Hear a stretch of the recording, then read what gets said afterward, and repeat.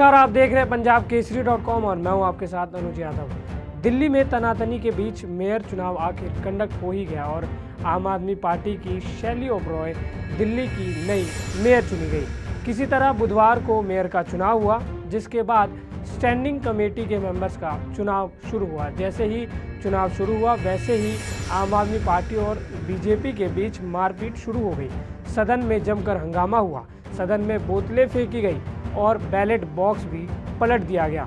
बताया जा रहा है कि इनमें मेंबर्स में पुरुष पार्षद भी थे और महिला पार्षद भी थी, जिनके बीच झड़प हुई। आपको बता दें, गुरुवार के बाद फिर चुनाव की प्रक्रिया शुरू हुई, लेकिन हंगामे के चलते कार्रवाई कल तक के लिए स्थगित कर दी गई है।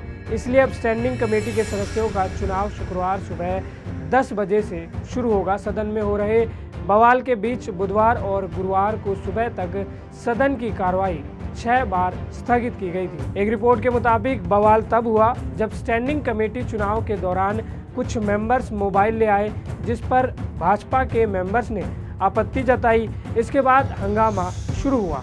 मेयर शैली ओबरॉय अपनी कुर्सी पर थी और भाजपा के सदस्य वहां पहुंच गए। इसके बाद उन्होंने बैलेट बॉक्स पलट दिया। इसके बाद आम आदमी और बीजेपी दोनों के मेंबर्स के बीच मारपीट शुरू हो गई। महिलाओं ने भी एक दूसरे पर हमला किया।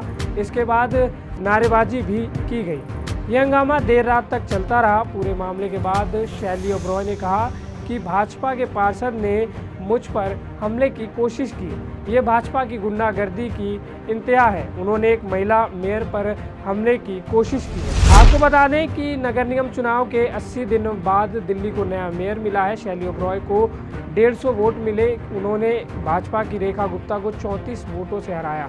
दिल्ली को 10 साल बाद महिला मेयर मिली है। 2011 में भाजपा की रजनी अब भी आखिरी महिला मेयर थी। इसके बाद 2012 में शीला दीक्षित सरकार में दिल्ली नगर निगम को 3 हिस्सों में बांटा गया था।